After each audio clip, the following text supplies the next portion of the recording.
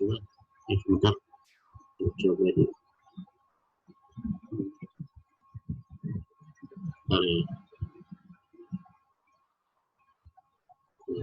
Udah record ya.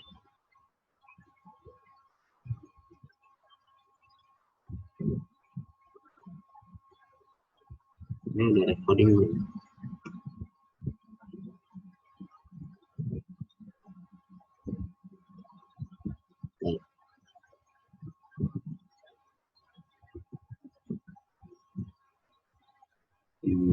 Ini recordnya di mana?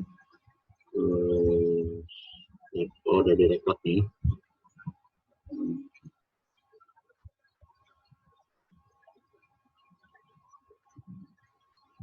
Baik, kita oke, ini tandanya ya. Kita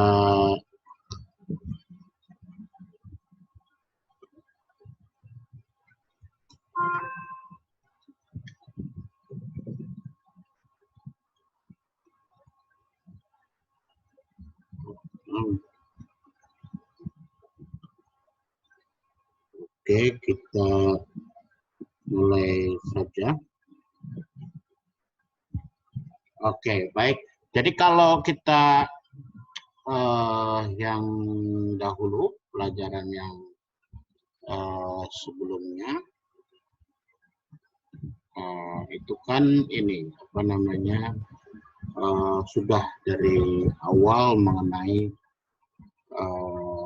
job analysis, kemudian design, training, kemudian sekarang masuk kepada setelah training kan, setelah job analysis, rekrutmen, kemudian di training. Nah, kemudian setelah si employee ini bekerja, ini tinggal diukur nih kinerjanya. Nah, kinerjanya seberapa jauh, seberapa performanya itu bisa memenuhi apa yang diharapkan, gitu kan. Nah, kemudian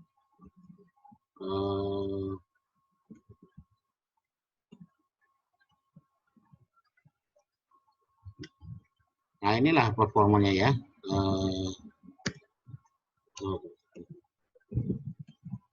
Nah, ini bahannya di Gary Dessler ya. Gary Dessler itu ada salah satu chapter ya untuk siang ini, dan nanti sesi yang 15 sampai sesi yang 16 juga masih dalam satu chapter.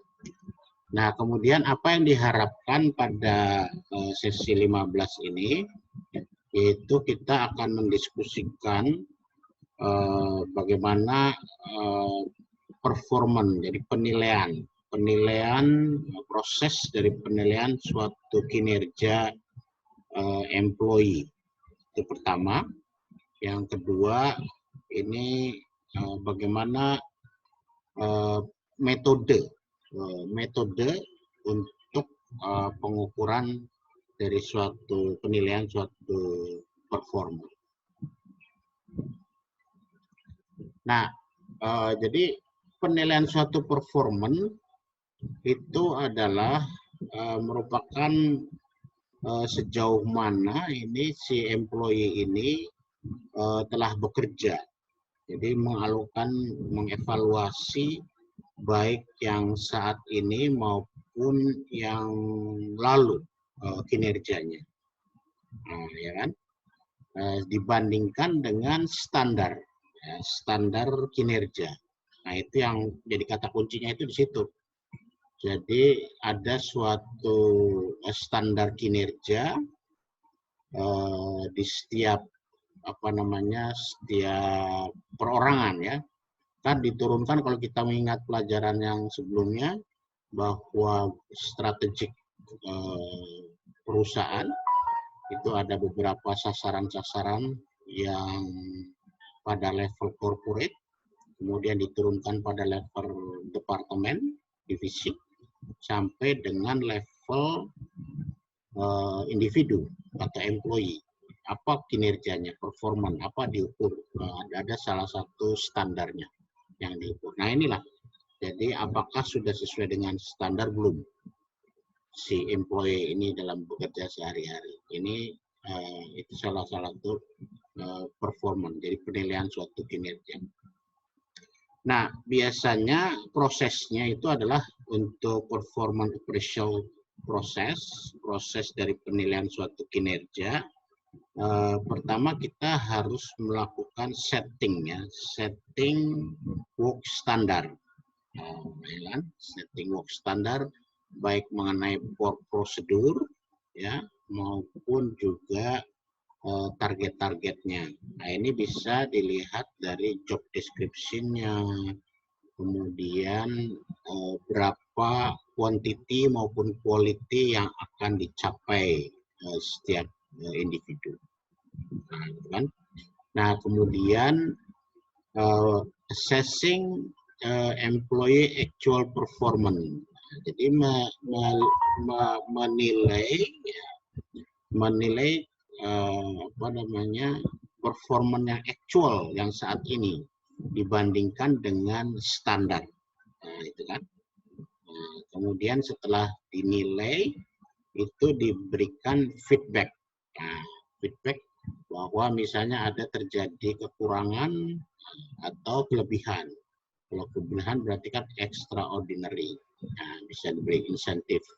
Kalau kekurangan kasih feedback. Gitu kan? Kasih feedback mana yang menjadi kekurangannya. Kalau misalnya standar, sesuai dengan standar, tinggal bagaimana maintain kinerja si employee ini. Nah, kemudian mengapa kita perlu menilai suatu kinerja daripada employee, ya. Ya, ini menilainya, kenapa sih penilaiannya harus secara bila mungkin secara kuantitatif, gitu ya. Nah, pertama digunakan untuk gaji, ya enggak, untuk gaji, untuk insentif berapa dia akan dikasih. Termasuk juga performance, ya, maksudnya untuk promosi atau misalnya apakah dia masih tetap saja di di perusahaan ini atau bisa juga di layoff, gitu ya. Jadi salah satu adalah untuk ini operational performance ini ya, penilaian performance ini sangat penting, itu sudah hal biasa ini.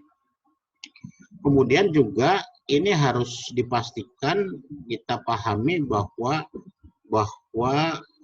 adanya hubungannya, links. Jadi performance management, kinerja suatu manajemen dengan tujuan perusahaan, goals-nya ya, corporate goals.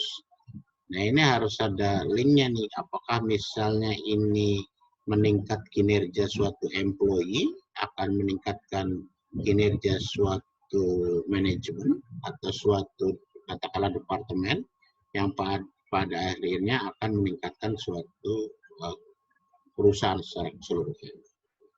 Dan juga alasan yang ketiga adalah si supervisor atau manager itu bisa memberikan feedback, membetulkan kalau bila mana ada suatu defisiensi, ya, tidak memenuhi target dari sesuai dengan standar, atau juga bisa ditingkatkan, ya,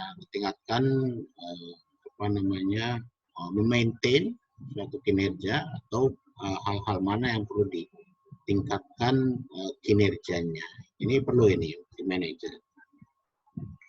Nah, kemudian juga dengan penilaian ini juga employee juga bisa menilai diri sendiri bagaimana kira-kira karirnya dia. Kalau misalnya terus promosi, berarti kan dia bisa ekspektasi akan terus meningkat di karirnya.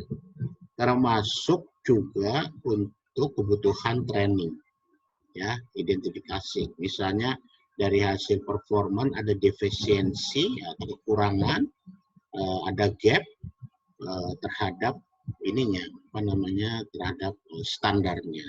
Nah, gitu. Nah, kemudian siapa sih yang harus melakukan penilaian? ya. Siapa sih harus membuat penilaian? Ya sudah barang tentu atasannya lah ya, atasan langsung, atau dalam hal ini adalah bisa juga supervisor. Yang supervisor dia biasanya adalah supervisor atau manajer menilai subordinatnya, bawahannya, gitu ya, atau pihak lain, bisa peer ya, peer group ya, ada semacam temannya gitu, temannya atau sekelompok, satu tim saling menilai, atau memang ada suatu komite khusus yang betul-betul memberikan ratingnya ya, atau juga bisa juga self assessment. Si employee-nya sendiri melakukan self assessment, menilai dirinya sendiri, performance sendiri bagaimana itu. Termasuk juga subordinate. Nah, ini bawahan juga bisa menilai nih. Bawahan bisa menilai sejauh mana atasannya itu memberikan ini apa namanya, memberikan arahan-arahan, guidance, gitu ya. Nah, kemudian yang terakhir adalah termasuk juga customer nih, customer dari eksternal maupun internal itu bisa menilai kinerja, gitu ya. Nah, kemudian selanjutnya bahwa apa namanya, goal itu penting ya, apa namanya, pencapaian suatu corporate goal itu adalah sangat penting, sehingga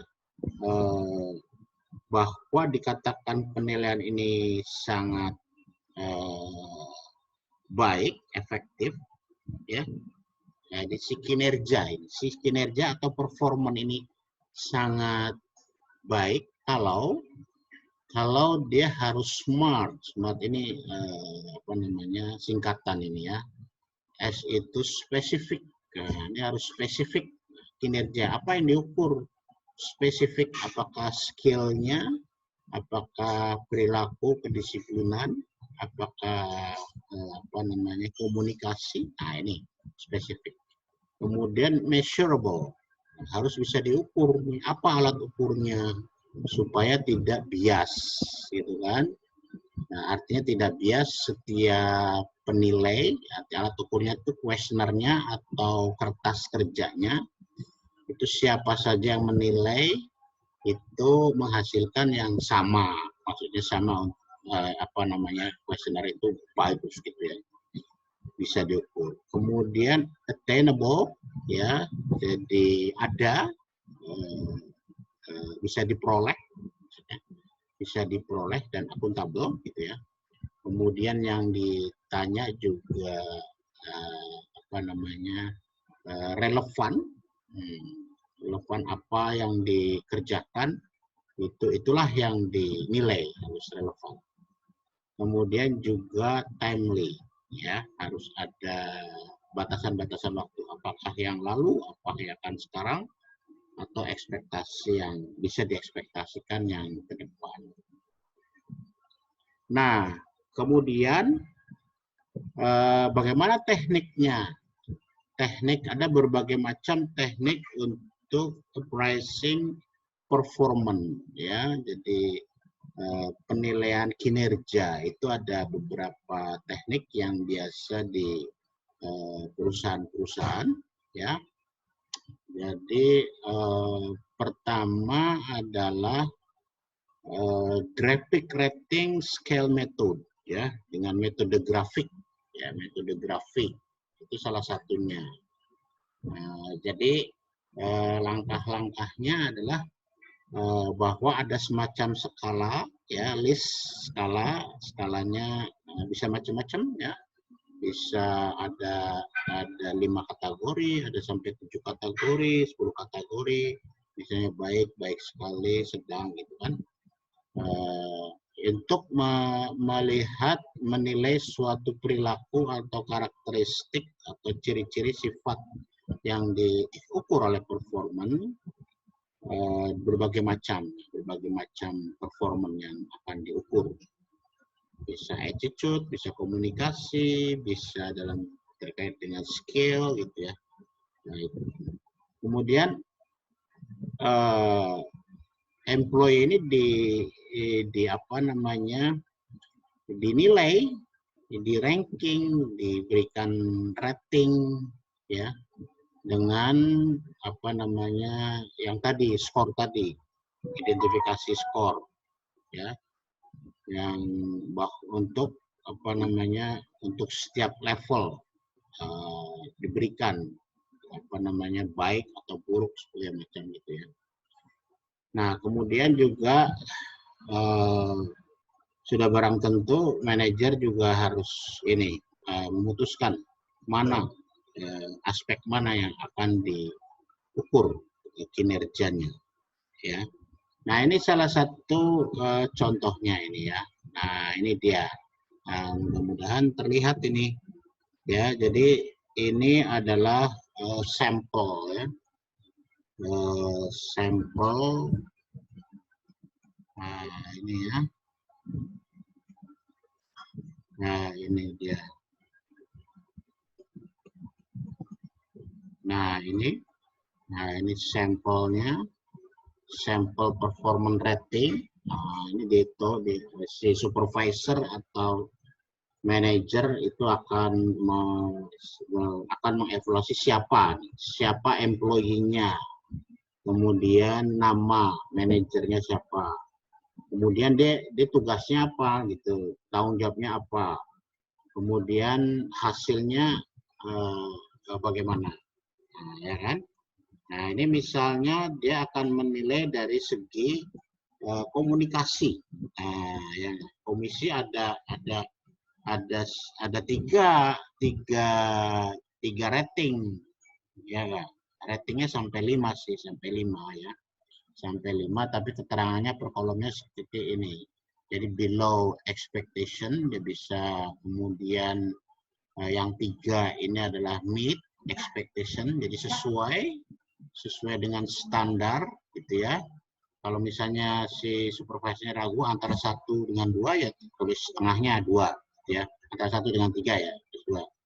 Atau menjadi role model, nah, dikasih beri 5 gitu. Atau kalau misalnya pertengahan juga bisa, yaitu 4 ya. Dan role model ini sudah bisa menjadi contoh bagi karyawan lainnya gitu kan. Ini mengenai komunikasi, termasuk juga organisasi ya, sejauh mana dia pemahaman mengenai organisasi, struktur, kemudian mekanisme kerja. Nah, ini sama juga, range-nya sampai 5 ya. Kemudian termasuk juga personal effectiveness ya, termasuk personal effectiveness juga, kemudian aspeknya, kemudian juga teamwork juga dinilai, kemudian achieving business result terakhir. Nah, itu saya kira itu apa namanya, grafik ya, grafik untuk rating method. Nah, ini seperti itu ya, seperti ini. Kemudian yang kedua itu di samping grafik ini ada ranking method juga bisa. Ini ranking method, alternate ranking method ya. Jadi si employee ini di ranking dari paling bagus sampai dengan paling jelek. Nah, kemudian untuk aspek tertentu, ya kan? Nah, kemudian yang kedua adalah peer comparison method. Jadi dibandingkan, ya. Jadi dibandingkan setiap apa namanya, setiap employee antara, jadi bandingkan itu satu-satu, dua-dua. Ini dibanding ini bagaimana, ini dibandingkan ini bagaimana, positif atau negatif seperti itu. Sehingga nanti ketemu. Ini contohnya seperti ini. Nah, ini ya, alternation ranking scale ya. Jadi si employee ini di ranking ya, di ranking untuk misalnya trade-nya apa namanya, menilai apa gitu ya, menilai pelayanannya. Nah, kalau misalnya kita lihat, misalnya pernah nggak lihat di ini, di apa namanya, di contoh ini di di, di Kentucky gitu ya, atau di McD, itu kan biasanya ada apa namanya, pelayanan yang terbaik ya itu. Nah, ini berdasarkan ranking nih hasilnya, ranking pertama sampai dengan ranking ketiga gitu ya. Ini rankingnya. Nah, kemudian selanjutnya ini tadi pair ya, membandingkan sepasang-sepasang dibandingkan metode ini. Nah, jadi misalnya untuk quality of work ya, kualitas dari pekerja. Nah, ini kita lihat sini ya. Ini kualitas dari pekerja ini ya. Kualitas pekerja ini. Nah, ini dibandingkan misalnya A, B, C, D, C ini adalah R, kemudian Maria, Cuk, kemudian Diana, sama Yose. Nah, kemudian kalau di ini dibandingkan, kalau plus itu artinya lebih baik. Lebih baik kalau plus. Kalau minus artinya lebih buruk. Nah, misalnya Maria ini dibandingkan dengan A, R, itu lebih baik. Si Maria ini lebih baik daripada A. Makanya positif. Ya. Kemudian Cuk juga dibandingkan dengan R, ya, ini juga lebih baik. Nah, perbandingan dengan Daina ini kurang, ya, si Daina itu lebih buruk, termasuk itu. Nah, sehingga pas digini kan ini akan memudahkan ini dibanding-bandingkan, sehingga ini paling sederhana. Jadi kalau misalnya kita tadi adalah cara meranking itu memang agak sulit ya, apa namanya, dari rankingnya mana yang terbaik. Nah, paling mudah ini adalah salah satu adalah pair comparison, bandingkan dua orang terus bandingkan, sehingga ini yang paling bagus adalah si Maria nih ya, karena dapat positif banyak, dia lebih baik daripada dibandingkan ke semua employee-nya. Nah, termasuk ini ya, termasuk misalnya untuk apa namanya, sifat-sifat atau aspek kreativitas. Nah, ini yang banyak plusnya ini si art ya. Di art itu lebih baik dibandingkan dengan yang lain. Ini lebih mudah kalau dibandingkan dengan yang dua-dua. Nah, kemudian yang apa namanya selanjutnya itu adalah ada ya distribusi juga, force distribusi method ya. Jadi ada beberapa aspek-aspeknya gitu ya. Aspek-aspeknya coba nanti dilihat lagi di bukunya. Itu ada tabel, kemudian lihat aspek-aspeknya itu sudah diberikan weight, sudah diberikan bobotnya berapa persen itu, seperti itu, berapa persen ya. Nah, kemudian juga termasuk critical accident method ya. Jadi supervisor ini bisa melihat reportnya dari positif atau negatif, seperti itu. Nah, kemudian yang ini adalah yang menarik lagi adalah yang naratif untuk yang lain ya, naratif form, yaitu apa namanya, merating ya, merating jadi employee performance setiap faktor ya, kemudian ditulis secara naratif ya, secara naratif, kemudian juga sehingga dia memahami. Nah, ini contohnya ini nih. Nah, ini dia ya, naratif appraisal. Nah, ini. Jadi supervisor appraisal, naratif form, employee-nya siapa, departemen, kapan, gitu, supervisornya, posisi sekarang. Nah, ya. Jadi supervisor appraiser. Nah, jadi pertama adalah first describe result of employee goals setiap tahun. Nah, jadi apa namanya, ini relatif job relasi dengan goals ya, jadi 1-2 ini hitung. Kemudian naratifnya ditulis, ceritakan bahwa ini baik atau bagaimana gitu, explanation-nya. Kemudian juga training of development yang dibutuhkan kalau dia kalau dia itu terjadi defisiensi. Termasuk aspek-aspek lainnya ya. Ada job knowledge, kemudian job skill, job ability, nah, kemudian total daripada seluruh assessment. Nah, ini ada lagi yang untuk pricing dari performance ya. Itu salah satu adalah dengan teknik BAR, ya, behaviorally anchored rating scale. Nah, ini jadi mengkombinasikan benefit dari suatu naratif yang tadi ya dengan critical accident, kemudian quantitative scale ya, dengan ada semacam anchoring, jadi ada semacam benchmark, kemudian dengan spesifik contoh-contoh perilaku yang baik atau yang buruk dari suatu performance.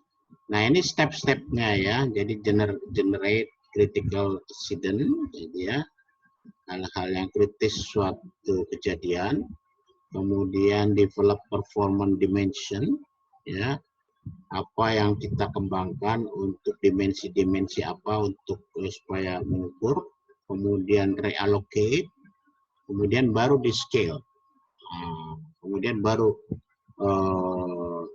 final instrumennya itu seperti apa.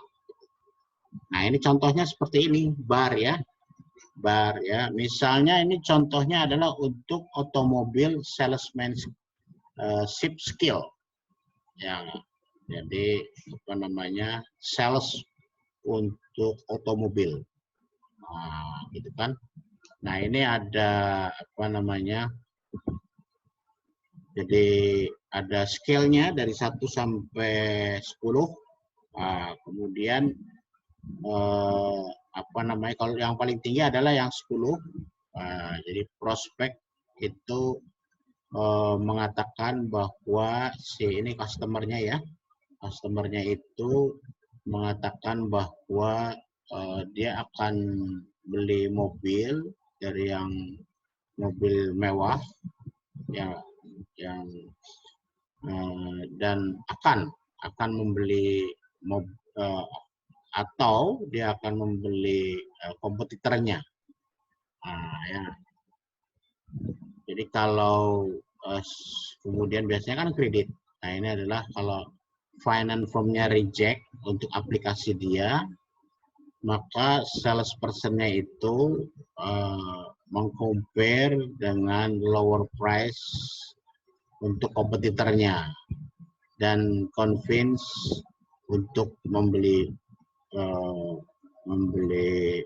mobilnya dengan harga yang murah. Jadi semacam sejauh mana si sales skill untuk melakukan promosi ya, merayu lah istilahnya, merayu, meyakinkan suatu customer untuk membeli ini. Kalau misalnya si customer saya akan membeli mobil ini, nah, itu adalah nilainya paling tinggi.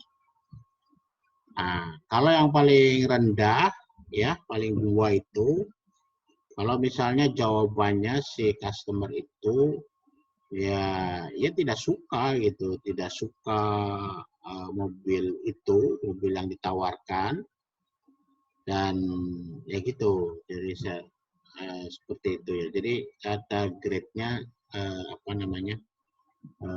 menilai salah satu seperti ini. Nah, kemudian satu lagi adalah mengenai mix standard scale ya. Jadi mix antara employer ya, bersama-sama secara sekuen untuk melihat perilaku atau mana yang akan diukur dengan statement tertentu ya, seperti itu. Nah, ini adalah intinya adalah untuk melihat bahwa supaya kalau seandainya menurunkan suatu rating, error rating itu bisa diantisipasi, ya, performanya itu seperti itu.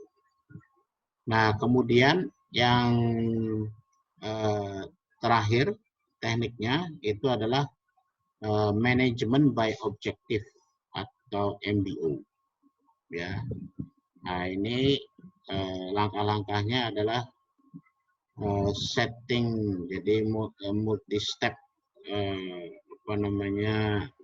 company dengan wide goal setting, ya, setting dengan lebih secara umum, dan penilaian program. Dan dalam MBO ini si manajer itu set spesifik untuk pengukuran suatu goal dengan setiap employee, dan kemudian didiskusikan secara periodik bagaimana progres goalnya tersebut, ya. Jadi ini lebih komprehensif dan lebih terintegrasi. Nah, ini step-stepnya. Jadi apa sebetulnya organisasi goals-nya secara umum, ya. Jadi ini biasanya disepakati dalam RSUP, ya. Ada owner itu yang menginginkan organisasi secara keseluruhan, corporate goals-nya. Kemudian diterjemahkan dalam suatu departemen, nah, kemudian didiskusikan dalam suatu departemen, kemudian sampai dengan individu. Set setiap objektif atau goals dari setiap individu itu yang akan dicapai itu sampai terdefinisi sampai dengan individu. Nah, kemudian langsung direview performanya, bagaimana performanya, ya. Kemudian diberikan feedback kalau misalnya ada baik maupun buruk, ya, itu akan diberikan feedback mana yang yang perlu ditingkatkan. Nah, ini advantage dan disadvantage dari tadi yang kita ceritakan, berapa model graphic rating scale, bar, alternative ranking, kemudian force distribution method, critical issue method, terakhir adalah MBO, ya. Masing-masing punya kelebihan dan juga masing-masing punya kekurangannya, gitu ya. Sesuaikan dengan perusahaan yang akan dilakukan. Jadi saya kira itu paparannya terkait dengan performan dari bagaimana kita menilai suatu performan dari suatu employee maupun manajemen, ya, dan juga apa yang menjadi latar belakangi, apa menjadi pentingnya suatu performan, dan juga tadi sudah kita jelaskan kira-kira bagaimana metode-metodenya tentang performan, ya. Jadi alhamdulillah ini sudah sampai jam 12, ya. Jam 12. Jadi kita masih ada waktu. Ada pertanyaan dari sini? Enggak, Pak, belum. Cukup, Pak. Nah, jadi kita bisa lanjut, ya. Lanjut ke ke presentasi, ya. Presentasi dari kelompok 1. Ya, coba bentar, ya.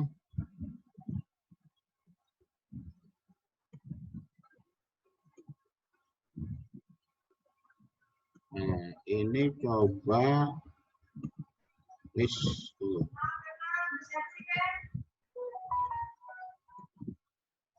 Nah, sudah ada semua kelompok 1 hadir semua? Hadir, Pak. Hadir ya? Apa berapa orang sih? 4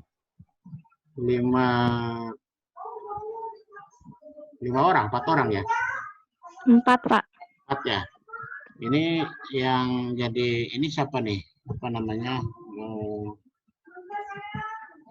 Apa namanya? Ketuanya lah. Silakan, mau gimana? Mau langsung paparan atau gimana? Paparan, Pak. Oke. Jadi ini dengan Mbak siapa nih? Nadia. Mbak Nadia ya. Yes. Oke, Nadia nanti silakan dipaparkan, di-share. Di-share sudah ada paparannya kan ya? Iya. Ya, silakan mulai aja. Nanti kita dengarkan sama-sama. Oke, silakan.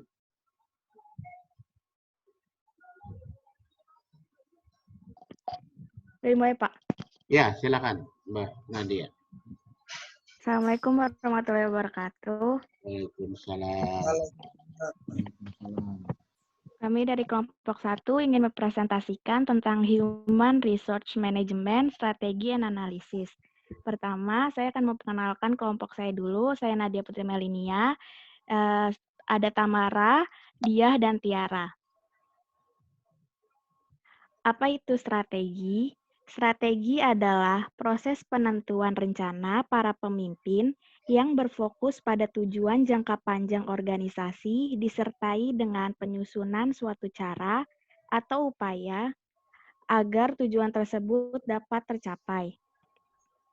Selanjutnya ada proses strategi manajemen.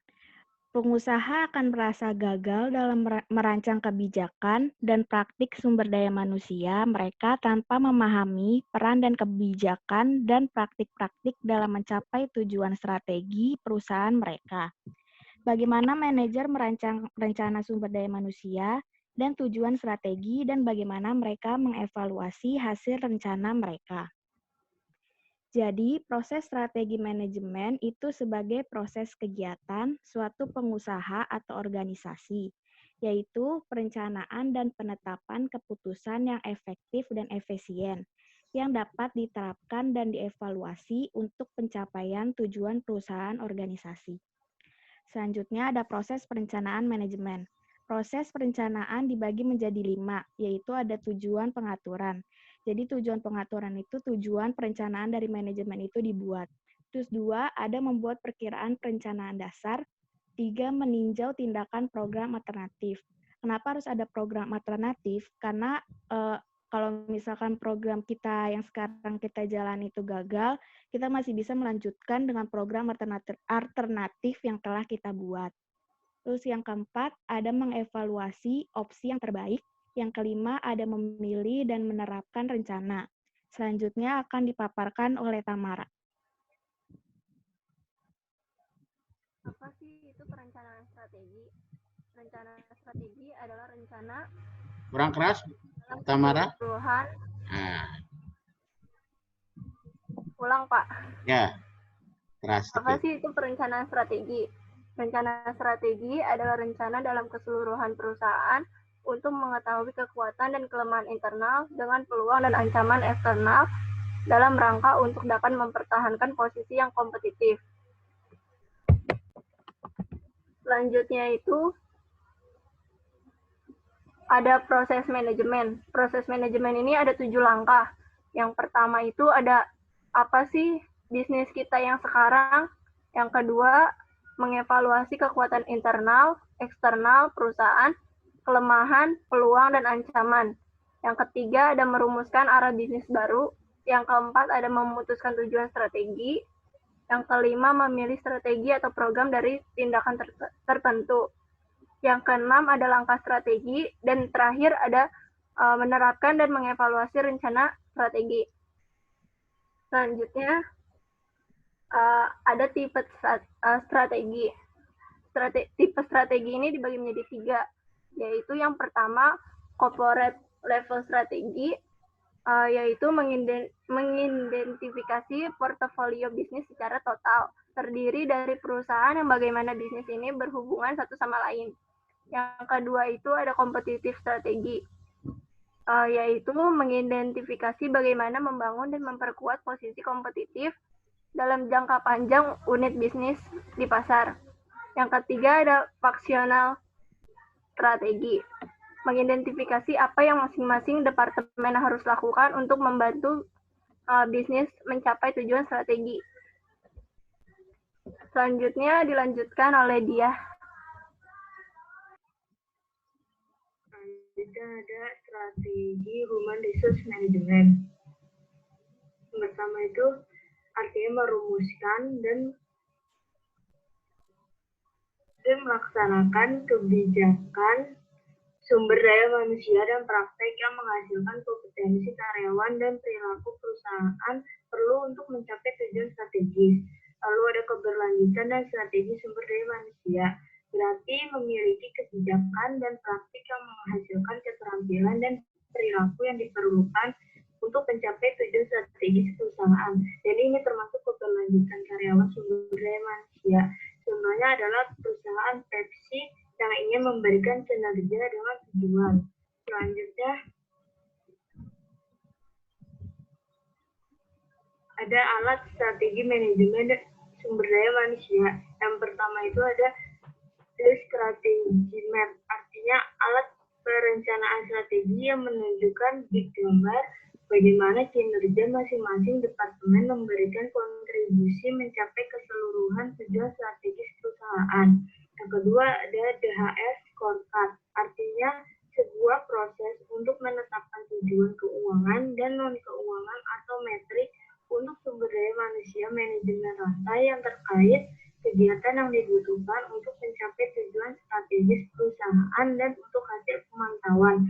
Yang ketiga ada digital dashboard, artinya menyajikan manajer dengan grafik desktop dan grafik dan gambar komputerisasi di mana perusahaan berdiri pada semua metrik dari proses kartu skor sumber daya manusia. Selanjutnya ada meningkatkan performance melalui HRIS. Banyak pengusaha yang melacak dan menganalisis data dengan bantuan sistem pelacakan permohon komputerisasi. ATS menganalisis efektivitas rekrutmen menggunakan software. ATS melibatkan dua langkah, yaitu yang pertama memutuskan bagaimana mengukur kinerja karyawan baru. Yang kedua, sistem pelacakan pemohon Anablas menyajikan untuk melacak sumber rekrutmen yang berhubungan dengan karyawan yang unggul. Selanjutnya akan dipaparkan oleh Tiara. Dan membentuk sumber daya manusia melalui media digital dan sosial. Analisis data menggunakan analisis statistik, matematika, dan algoritma untuk menentukan hubungan dan membuat prediksi. Data mining adalah serangkaian kegiatan untuk mencari yang baru, tersembunyi, atau pola yang tidak terduga. Data besar menganalisis data pada steroid untuk menentukan hubungan dan membuat prediksi adalah sama. Selanjutnya, ada talent analytics atau analisis bakat. Data alat analisis untuk semua karyawan seperti demografi, pelatihan, dan peringkat kinerja dari sumber tradisional seperti catatan karyawan dan sumber daya seperti perusahaan situs internal, media sosial, serta pelacakan pada GPS dan email. Apa yang bisa manajer lakukan untuk meningkatkan perjanjian karyawan? Yang pertama, memahami bagaimana departemen berkontribusi pada kesuksesan perusahaan. Yang kedua, melihat upaya kontribusi karyawan untuk mencapai tujuan perusahaan. Yang ketiga, mendapat rasa prestasi dari bekerja di perusahaan.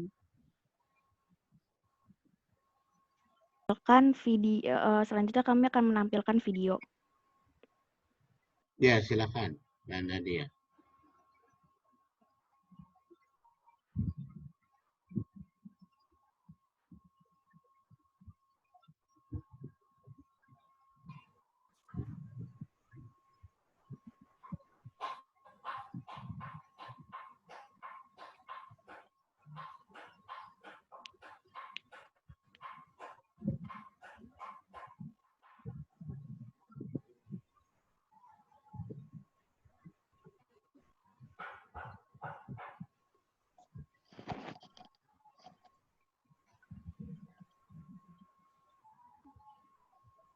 Ada suaranya?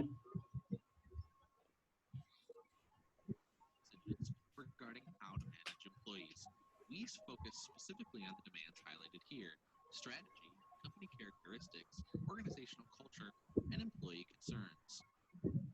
Kurang keras suaranya. A strategy Oh, is ya, a Pak. company's plan for achieving competitive advantage. Company characteristics refer to differences in size, stage of development. Organizational culture Nah, organization share. Finally, employee concerns are those issues that need to be championed through the proper management of human resources. Here, while strategy sets the overall objectives for the company, it also sets parameters for needed employee contributions or how people add value within the company. Different strategies require different employee contributions to create competitive advantage. ini nggak langsung ya? Companies are the same. Ya, Nadia ya. Nggak langsung itu. Ya, oke. Silakan terus aja.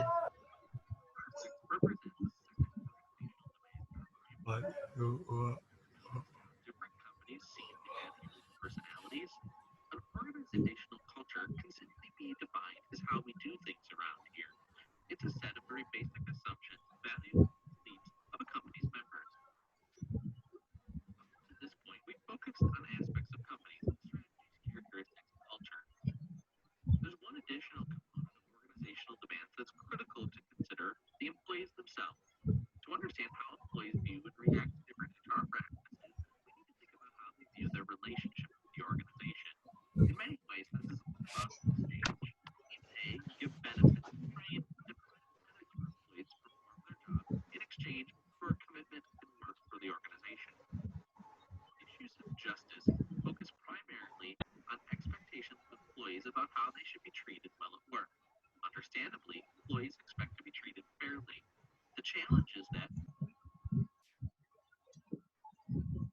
Halo? Udah ya? Kurang keras suaranya Mbak ini. Nadia. Iya. Ini. Oke. Gimana dari teman-teman? Tanggapan atau pertanyaan atau komen? Silakan.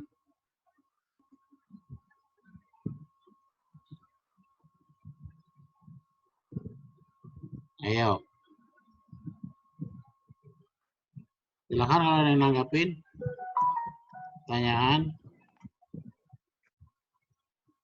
Ini dari yang di atas nih. Katmil. Gimana Katmil?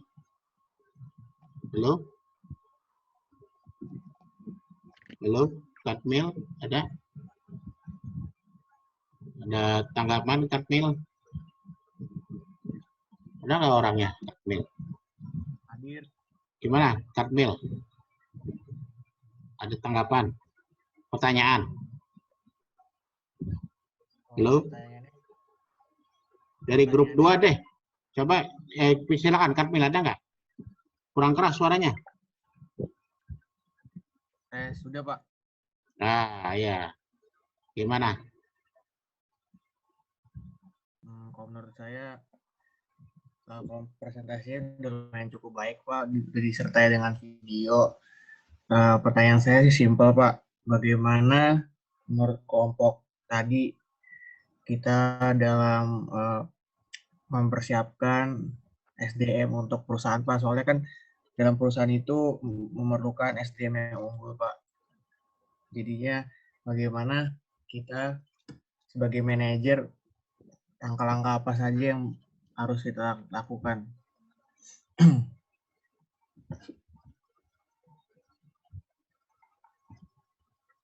Oke, itu pertanyaan dari Katmil.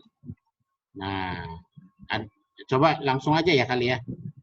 Coba langsung direspon dari grup 1, ada yang merespon? Kalau menurut saya, Sebaiknya manajer tuh memberi pelatihan dulu sebelum masuk ke dalam perusahaan. Habis itu manajer juga bisa memberikan kenyamanan gitu loh buat karyawannya. Jadi karyawannya tuh nyaman di situ dan punya pikiran luas gitu. Kalau misalkan nyaman kan kerjanya juga enak. Habis itu ke manajer juga memberikan puji-pujian atau memberikan hadiah lah sekali untuk karyawannya yang sudah berhasil misalkan menjalankan tugasnya. Oke, baik. Kemudian dari siapa lagi? Ya, sekarang ini dari ini deh, coba dari grup 2. Grup 2. Jadi gitu aja kali ya. Nanti dari pertanyaan dari grup 2. Coba nih grup 2 ini ada nggak dari Hadi Surya, Kennard, Matius, Rinaldi, Saputra, Chandra, Kadek, Muhammad Arafi. Nah, silakan. Tadi dari grup 2. Nah, silakan Kennard. Selamat siang. Saya mau lanjutin pertanyaan yang tadi baru dijelasin sih sama si Nadia. Tadi kan ada yang bilang tuh ada pengembangan, terus ada puji-pujian dari manajer gitu ya kan. Nah, saya mau nanya, ada nggak sih dampak negatifnya untuk manajer atau untuk perusahaan tersebut kalau terlalu memberikan pujian-pujian gitu kepada ya pekerjanya gitulah. Ada nggak kira-kira? Ya, silakan.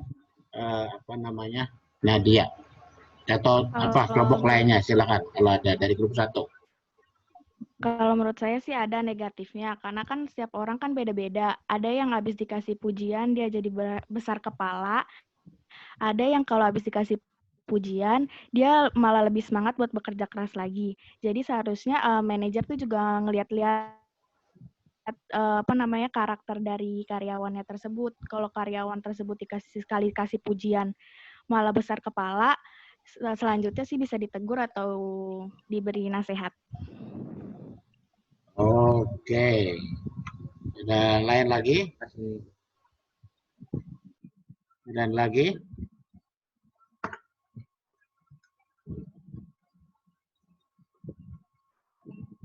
Ada lain lagi? Jadi nanti kalau yang mengenai kan terkait dengan tadi yang saya jelaskan mengenai performan ya, kinerja ya.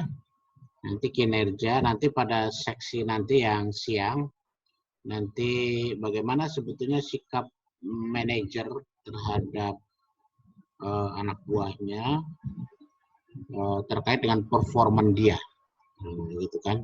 Nanti akan kita jelaskan.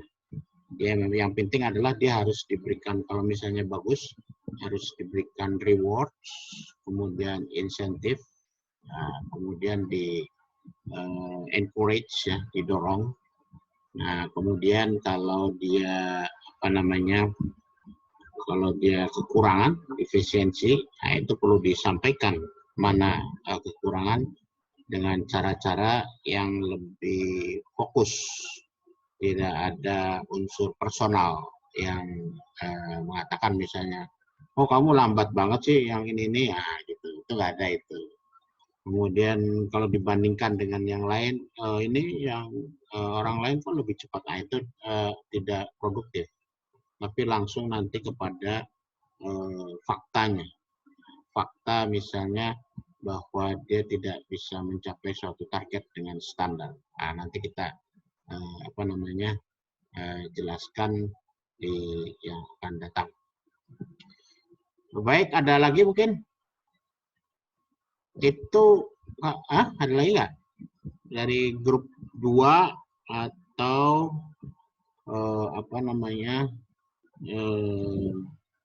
tadi dari Katmil tadi ya, ini terus 2 dari Kenzo ya. Silakan. Nah ini Kadek mau ini bertanya? Belum dulu Pak. Hah? Belum? Enggak, Pak. Oke, grup Iya, Pak. grup 2 lainnya ada. Nah, nanti begitu ya, nanti begitu grup 2 paparan nanti siang, nanti grup 1 siapin ini pertanyaannya, sama juga kalau yang lainnya juga boleh gitu. Biar lebih saling sharing, biar lebih dinamis ya. Nah, itu sebetulnya kalau boleh ceritakan ini Nadia dan teman-teman di grup 1 tadi apa namanya yang mengenai video, saya kira ini bagus nih ya video ya, video dan juga tadi paparannya cukup komprehensif ya, dan videonya juga ini syukur-syukur kalau ada video sendiri ya, tapi susah juga ya ketemunya. Ya, jangan sampai ketemu gitu, bikin masing-masing terus digabung gitu, gimana bagus juga itu. Atau ini apa, jadi sebetulnya mau cerita apa itu intinya itu, bisa nggak dijelaskan? Halo? Jadi inti dari videonya itu Pak, kan ada organization demands. Nah, organization demands itu ada 4 faktor. Yang pertama itu ada strategi, ada karakter, perusahaan, budaya organisasi, dan kekhawatiran karyawan. Nah, kontribusi strategi itu adalah strategi yang berbeda dengan kontribusi karyawan yang berbeda untuk menciptakan keunggulan yang kompetitif. Nah, strategi contribution itu ada 4, ada business strategi, HR achieve, employee contribution, sama competitive advance. Nah, habis itu ada justice, itu keadilan. Nah, justice-nya itu ada 3, Pak. Ada distributive justice, procedural justice, sama interactional justice. Jadi itu kalau misalkan organization demands itu, kan tadi ada 4 faktor. Nah, faktor-faktor itu tuh penting banget buat organisasi. Jadi keempat faktor itu harus ada di organisasi. Oke, ya bagus ya. Artinya bisa memahami apa yang dipaparkan di video tersebut. Saya kira yang lain juga bisa juga mengikuti hal tersebut. Nah, kemudian tadi di paparan itu cerita dari awal mengenai strategic planning dari suatu perusahaan ya. Nah, kemudian juga terakhirnya itu cerita juga mengenai human resources strategy ya. Nah, ini kaitannya gimana nih untuk kelompok 1? Kaitan antara strategic corporate planning ya dengan human resources. Gitu. Gimana? Ada yang bisa nggak respon?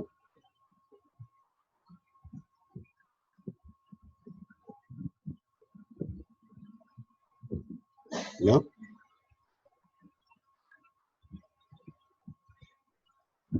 Nadia? Atau Ya, grup Pak. lagi? Kalau Atas yang lainnya boleh juga itu.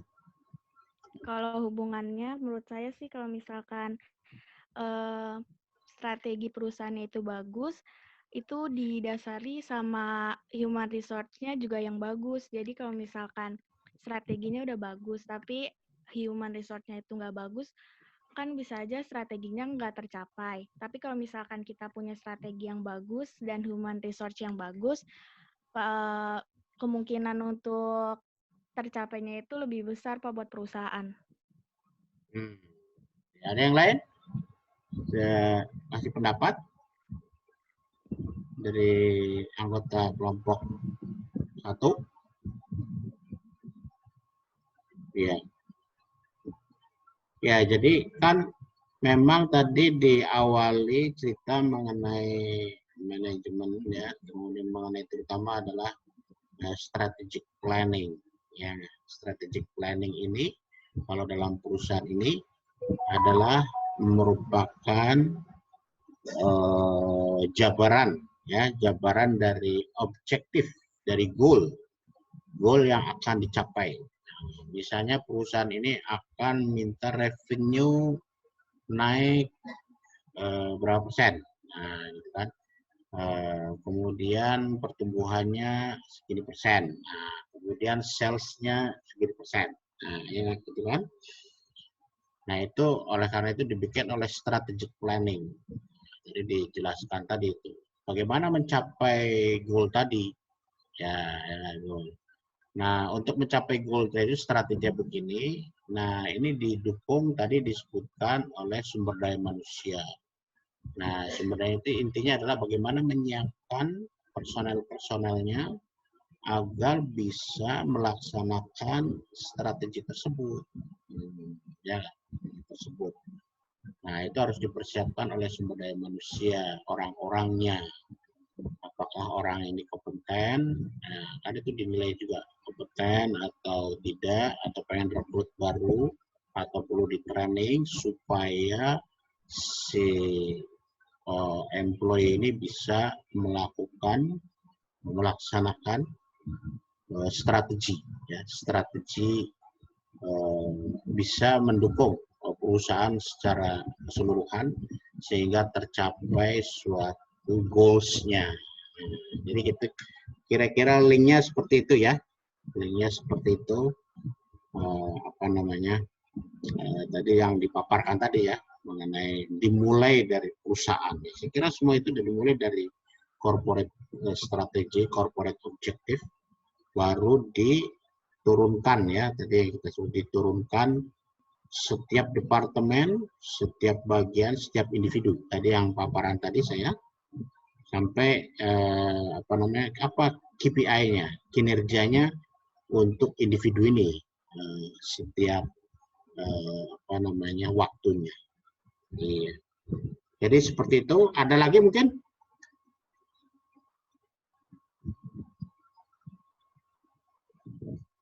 Kalau nggak ada, saya absen dulu ya.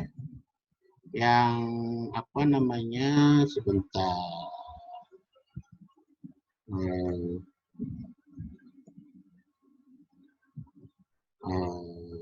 Jadi absen.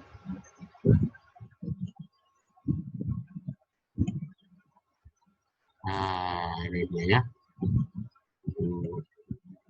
Oke. Oni hadir, Oni? Oni nggak ada ya? Rio ada nggak?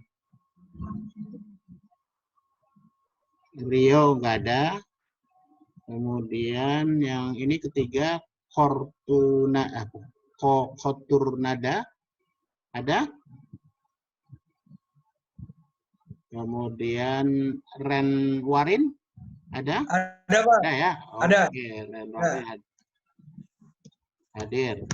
Kemudian Febrina? Saya, Pak. Febrina ada ya? Febrina, oke. Kemudian Fabrio? Fabrio? Nggak ada. Nadia ada tadi ya? Nadia. Violi? Hadir, Pak. Hadir ya. Violi, kemudian Alfredo. Alfredo nggak ada. Kemudian Katmil tadi ada ya. Katmil, kemudian Nanda ada? Nanda nggak ada. Kemudian Diah. Hadir, Pak. Hadir ya, hadir. Oke. Kemudian Desta. Hadir, Pak. Desta hadir. Tamara tadi hadir ya, Tamara ya. Hadir, Pak. Kemudian Andi. Hadir, Pak. Andi hadir. Kemudian Credo. Credo nggak ada. Kemudian Afranisa. Hadir, Pak. Hadir. Fahri nggak ada. Sahnas nggak ada. Rozan nggak ada. Willy nggak ada. Jason ketuanya ini nggak ada. Aviola Landra Viola Andrea nggak ada ya. Kadek tadi ada. Hadi Surya tadi ada ya? Hadi Hadir, Surya Pak. hadir ya. Fadlan? Fadlan nggak ada. Asido? Nggak ada. Kenard tadi ada ya? Kenard ada ya? Octavia? Octavia? Nggak ada. Tiara tadi ada ya? Tiara ya. Kemudian Anggito? Anggito nggak ada. Makin? Makin nggak ada. Tania? Hadir, Tania. Pak. Oh, Tania hadir. Oke. Kemudian Matius? Hadir, Pak. Matius hadir. Sabila? Sabila nggak ada. Zizia? Hadir, Pak. Zizia hadir. Muhammad Amin? Muhammad Amin nggak ada. Apa nih? Muhammad Faisal? Faisal? Faisal nggak ada. Muhammad Tohir? Nggak ada. Ziani? Hadir, Pak. Ziani hadir. Chandra? Lo mau pindah kamar nggak? Chandra ada Chandra? Hadir, Pak. Chandra hadir. Oke. Putri Bintang? Putri? Putri nggak ada. Edna? Hadir, Pak. Edna hadir. Rizkela? Rizkela? Rizkela nggak ada. Muhammad Ar-Rafi? Nggak ada. Oke. Oke. Baik, kalau gitu kita akhiri dahulu pertemuan yang ke-15. Nanti kita mulai lagi ya jam 13.20 sesi sesi ke-16. Nanti saya sebentar nanti menjelaskan mengenai lanjutan tadi mengenai performance. Nah, kemudian nanti dilanjutkan paparan untuk grup 2 ya. Siap-siap juga buat grup 1 ya untuk menanyakan ke grup 2 termasuk juga semua mahasiswa yang lainnya. Nah, kan saya kira itu paparannya sudah di ini kan, sudah di sharing itu di grup. Baik, ada pertanyaan atau masukan lagi? Tidak ada, Pak. Tidak ada ya. Oke. Kalau gitu kita tutup dahulu. Baik, terima kasih yang telah hadir di sini. Terima kasih, Pak. Baik. Selamat siang. Wassalamualaikum warahmatullahi wabarakatuh. Waalaikumsalam. Thank you, Pak.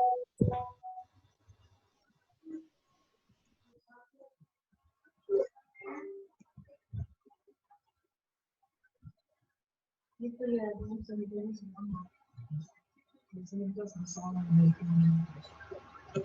Oke.